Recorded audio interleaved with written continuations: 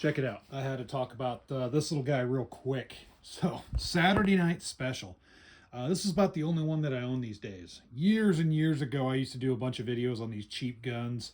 Lorson, Jennings, Raven. I think there was a few other ones that I did. But I don't have any of those anymore. I do have this, though. This is a Jimenez Arms. This is their little 22, JA22.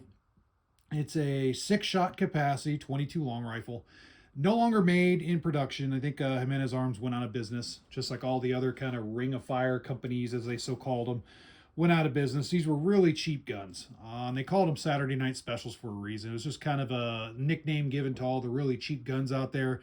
They're either chambered in 22 like this one, or 9mm 380 and 32 caliber. Oh, there were 25 calibers as well. So this thing's extremely small. You can see how tiny this thing is.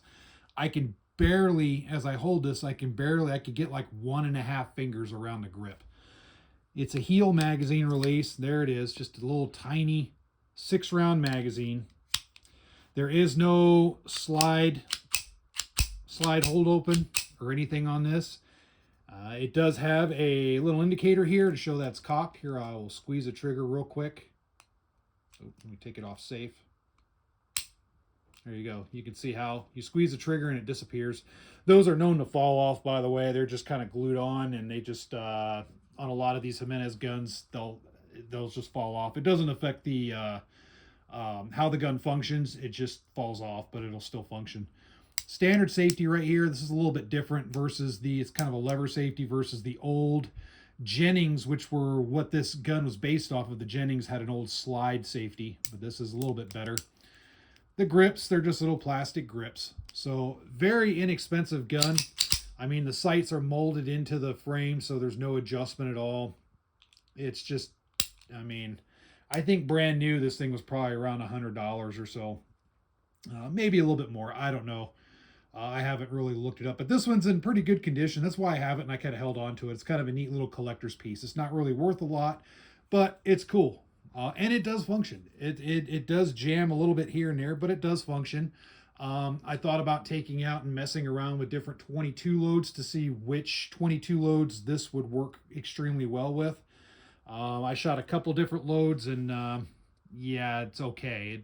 I think it's just the magazine. The magazine is just, the spring's kind of chintzy in the magazine, so I think that's where the issues are coming from. But in any case, it's just a cool little inexpensive gun that happens to be in good condition. I thought about looking to see if I could find, what's it called, a JA380 that's in good condition like this, that has the chromed out slide, and then a JA9 at some point. And it's purely just for collector, you know, just to have all three. I think there was a 32 caliber as well. So if I could find one of those as well, it might be interesting to just have that kind of collection of guns. I don't recommend anything like this for self-defense, although I do see its use as a very, very deep carry pocket gun, but I do not recommend carrying one in the chamber just because the safety is really easy to flip on and off. I just look at this as if somebody really is intent on carrying this, keep it without a round chambered, pull it out, and then chamber around, and then do whatever you have to do. But I do not recommend these guns at all for any type of serious self-defense. Range use, a cool little gun just to go out plinking with. Sure. Maybe go gopher shooting with or something like that. No problem. But serious work, get something else. Especially, see, you could find these on the used market for right around, it seems like about $150 or so. Like if you go on Gunbroker, $150. Maybe even getting close to $200, because there is kind of a collector's market on these things now. So that's drawing a little bit of interest and a little bit of demand in some circles. But for that price, you can get yourself a 9mm Turkish gun like a Durya DY9 or something like that, that works tons better. Or you can just get a high point, and a high point will work a lot better. So anyway, I just wanted to show that to y'all. Cool gun. Pretty interesting, I think. It's just a little tiny Saturday Night Live special.